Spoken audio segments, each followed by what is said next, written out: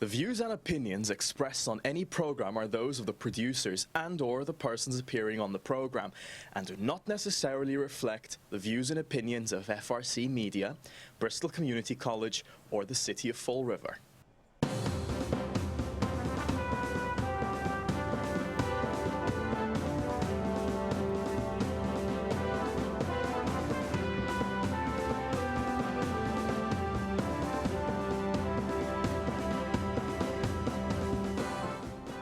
Well, hello. Welcome to Spindle City Straight Talk. I'm Chip. And I'm CJ. And it's Friday in the rear window. We got a ton of stuff to talk about, but mostly about our illustrious government and lack thereof. We could probably, actually, it would be a more accurate representation calling it a crime wave rather than a government. But let's start off with some non-government, well, it's government in a way, because we got to.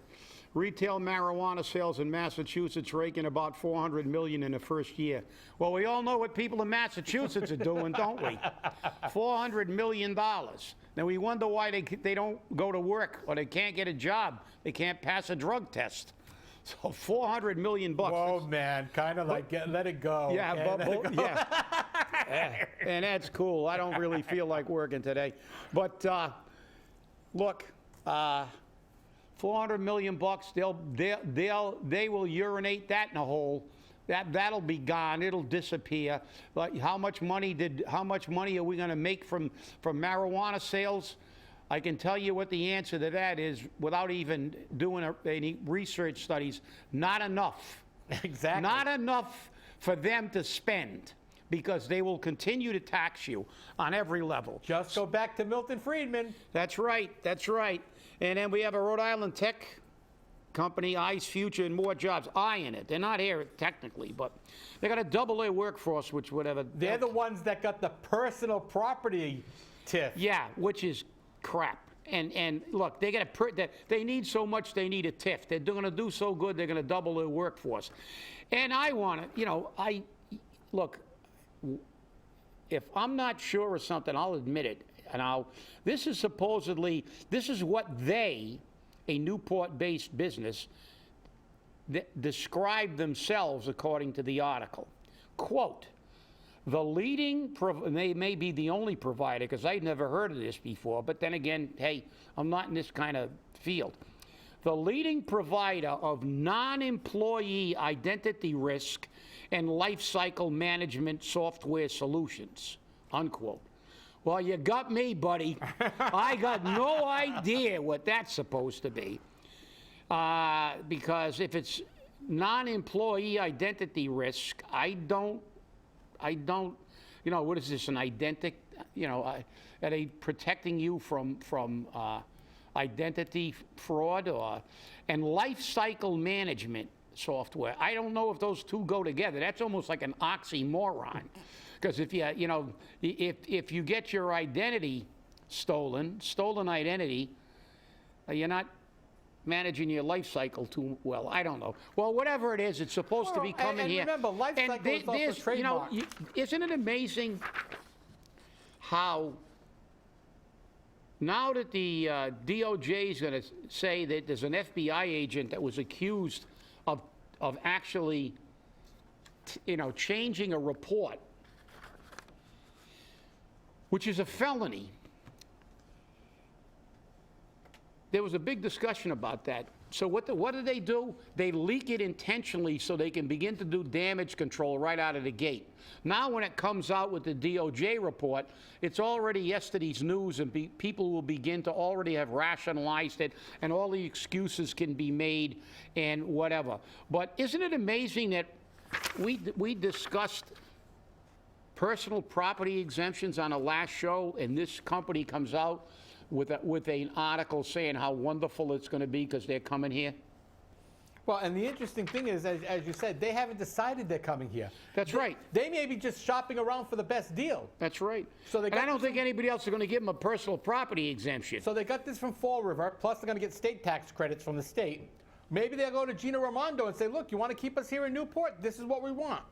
This is what Fall River is offering us. This is what Massachusetts offers us. What are you going to offer us to stay here? That, it's biggest bang for your buck. And let's face reality. We've been around long enough to know if this company was a tremendously successful company, they wouldn't have to go to Gina Raimondo. Gina Raimondo would have already been talking to them, trying to keep them from moving out of Rhode Island. Exactly. So, look, again, this is kind of like DCM, Ice House God, segues into our next story, right? Segue God to Drug dealer. gunshot injury, change in story 3 times. Ex-DCM head, who I don't even know how long he worked for DCM, because it said here he worked for 3 months. Let me find this again. I should have marked it because I was reading so much stuff this morning. Where is that section? But he was out. He was out on an injury, basically the whole time he was working. And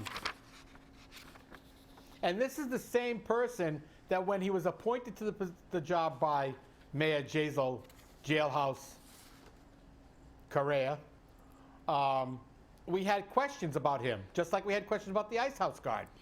Yeah, because you know, the fact that he was a felon was fairly well known. And it speaks to the hiring practices of him. But let's suffice to say that he had a 6-month contract and he was out with an injury and got a $35,000 settlement according to the Corporation Council. Oh yeah, here it is.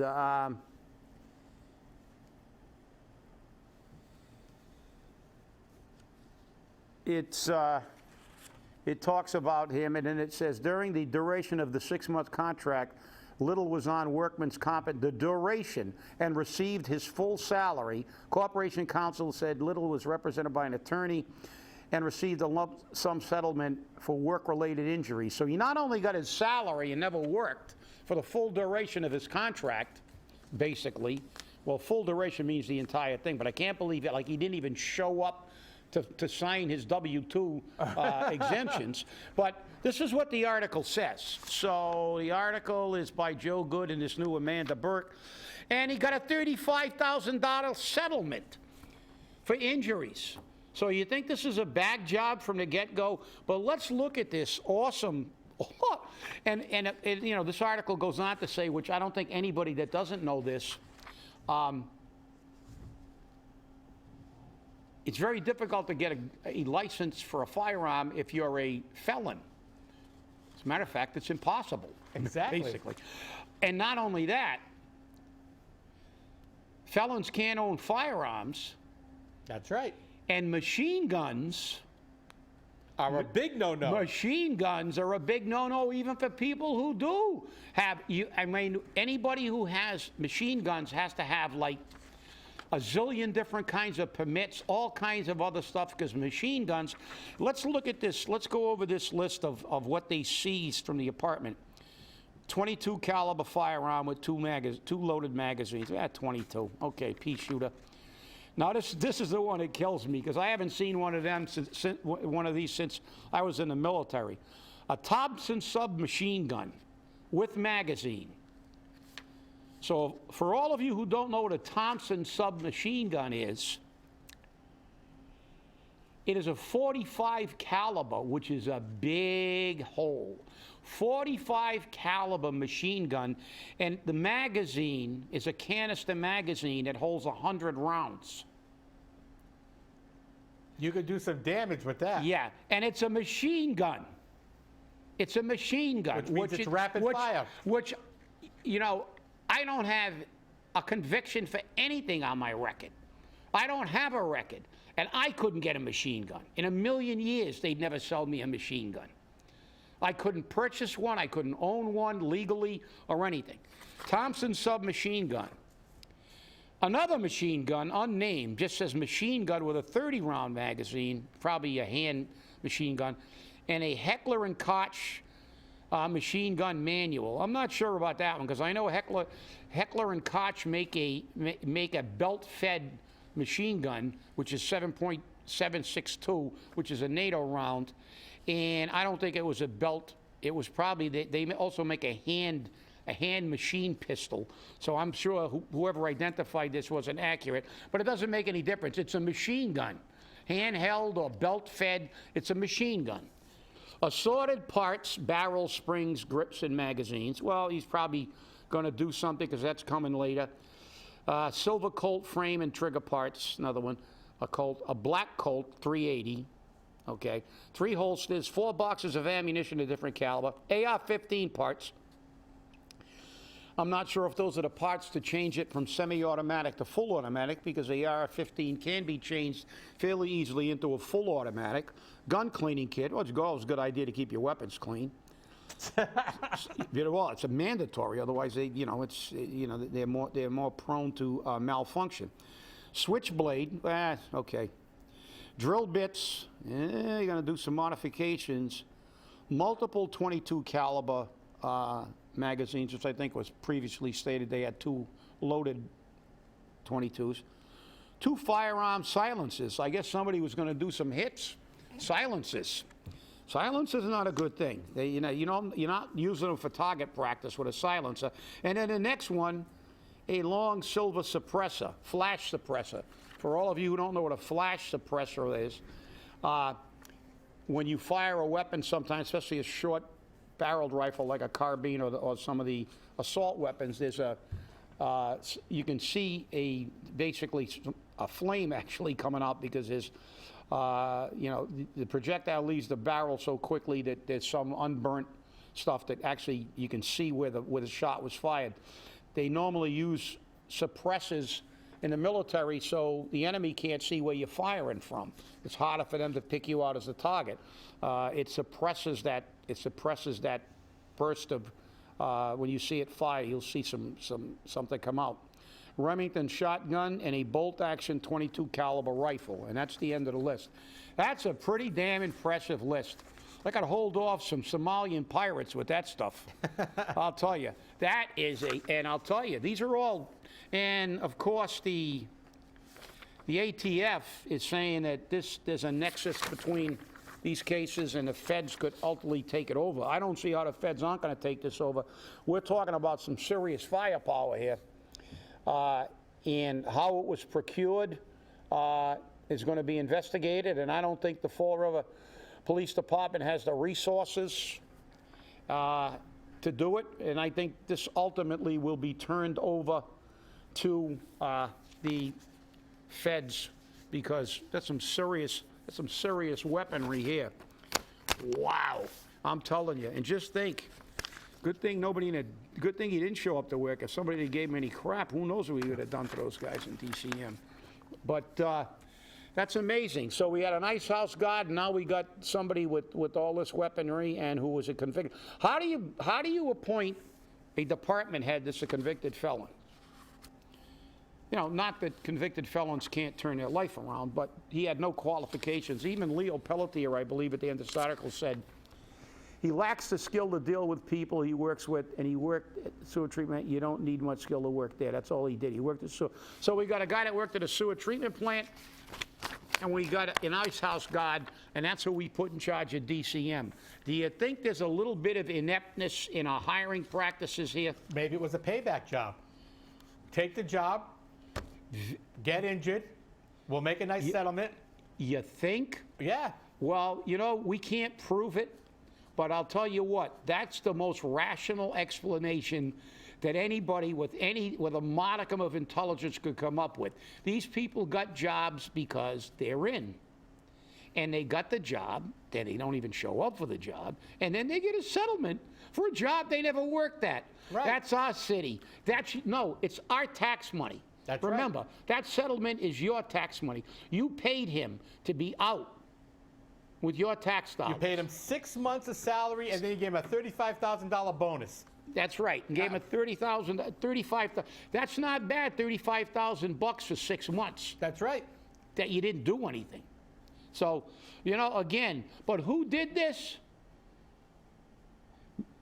The crime wave leader, Jasiel. Well, he's part of the family. And that's as Jen so aptly put it. But that brings us to our last and most Amazing article.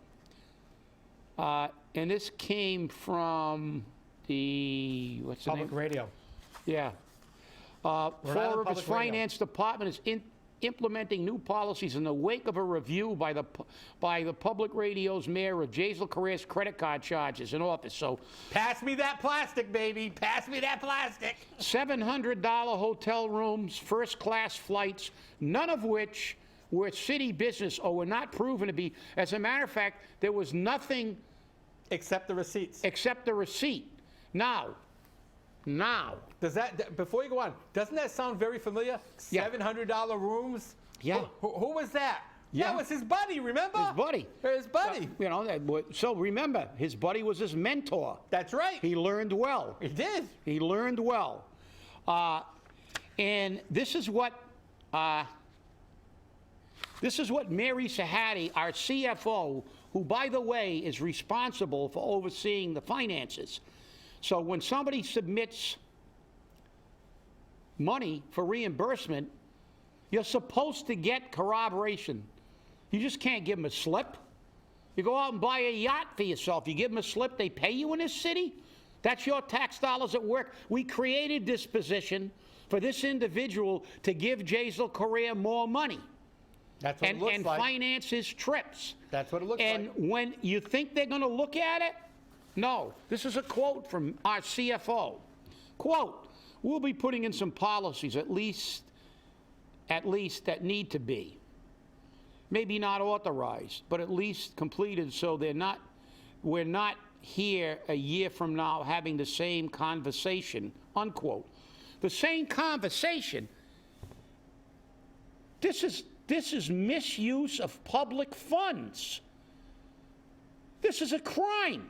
And you're the CFO, and you allowed this crime to happen. When you, as a CPA and as the CFO of the city of Fall River, And an attorney. have a fiduciary responsibility to investigate those things when those slips were submitted with nothing to prove that they were city business. The mayor doesn't have cannot use a city credit card for personal business. So now I'm going to tell you, because I left a message for our acting mayor this morning telling him, this is a disgrace. The books are closed? The books aren't closed. Because I can prove her firm. Bruce Haig testified, and I have the sworn deposition. And any of you feds that are watching today want it, contact attorney Neil Rossman. It was taken by a court stenographer verbatim under oath. When Haig and Sahadi audited this city, that they backdated checks from one fiscal year to another, which is illegal, by the way. What happened was the books are closed at the end of the year, and you can't pay a bill from the previous year unless you get city council approval, because the books are closed. So what they did was they ran out of money. They didn't have any money. They waited till we got the new budget, took money out of that budget, put it in their checking account, and backdated the check till the previous fiscal year, which is illegal.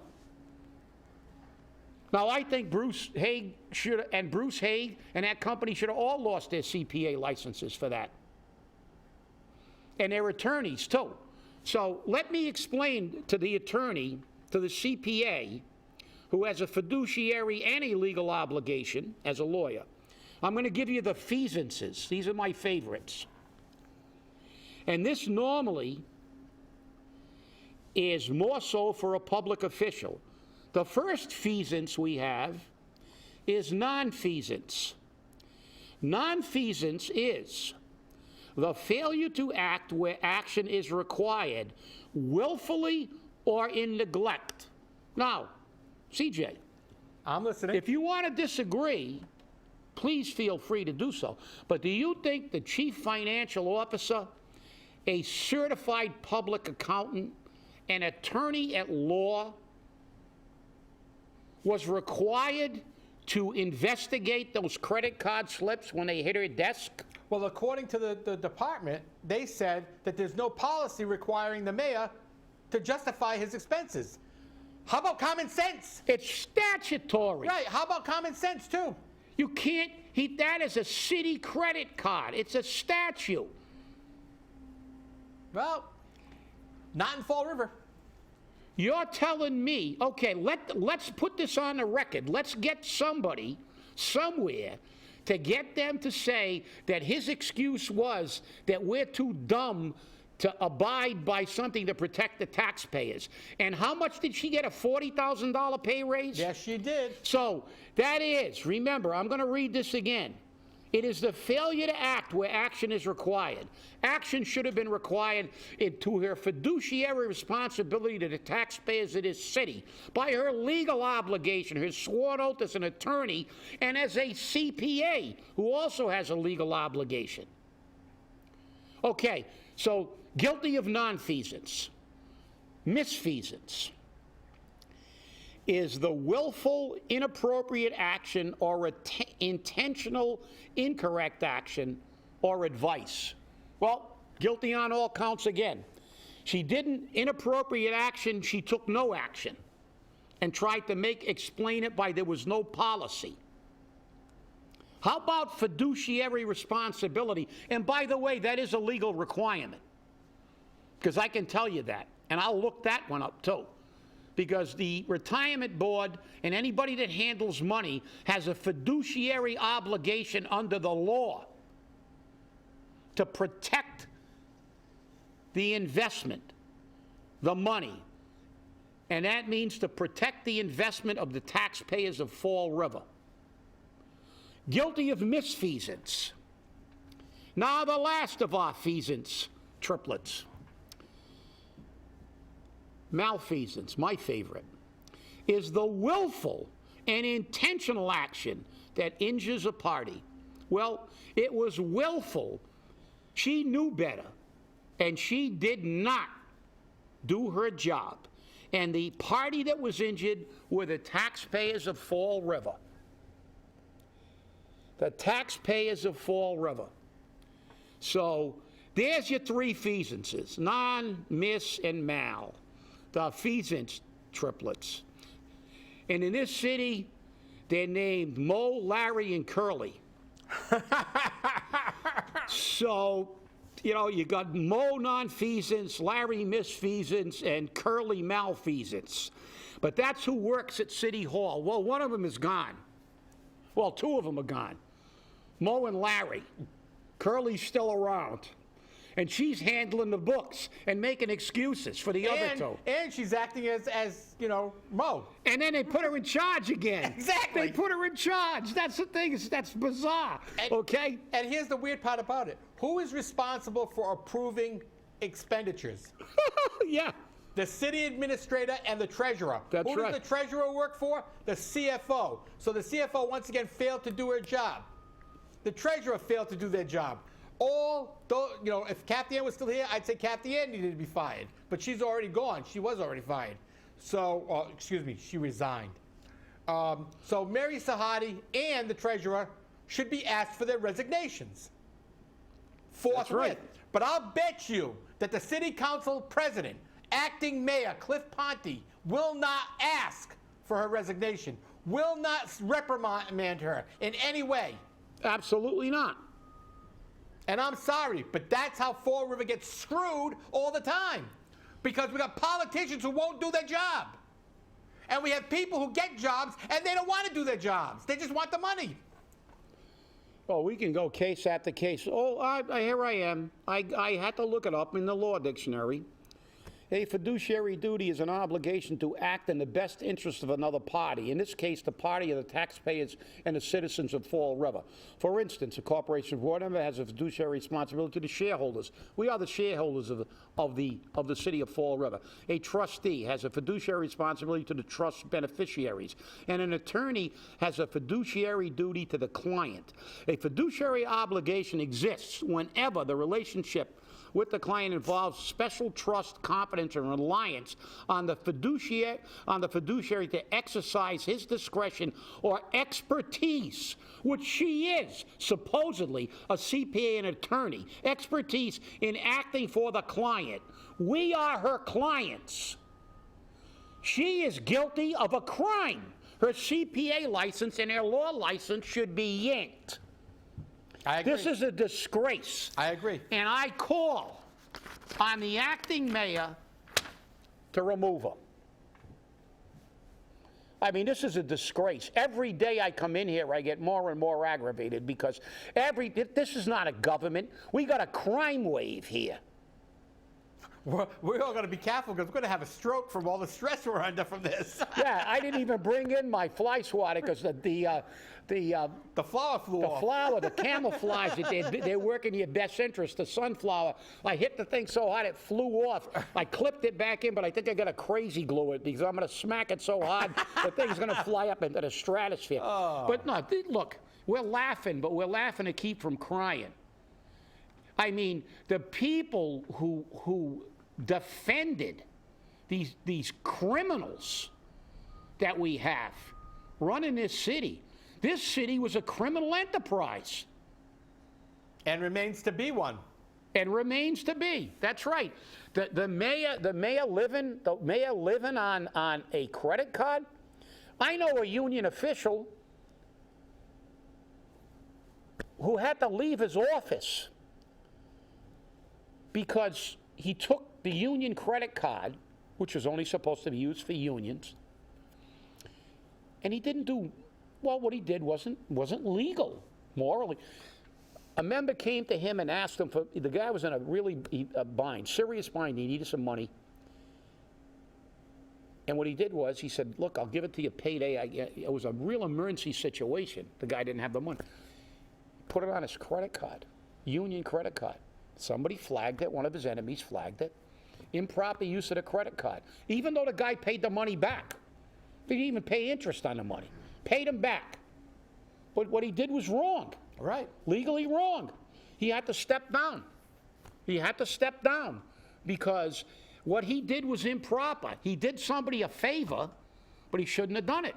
He should have told the guy, well, tough luck. Go get your, you know, don't pay your bill, get your house repossessed or whatever, because you can't use the credit card for non-union business. You can't use a city credit card, as it said in the obligation of a fiduciary. Don't give me that crap, Mary. There was no policy. There is a policy. It's a damn city credit card.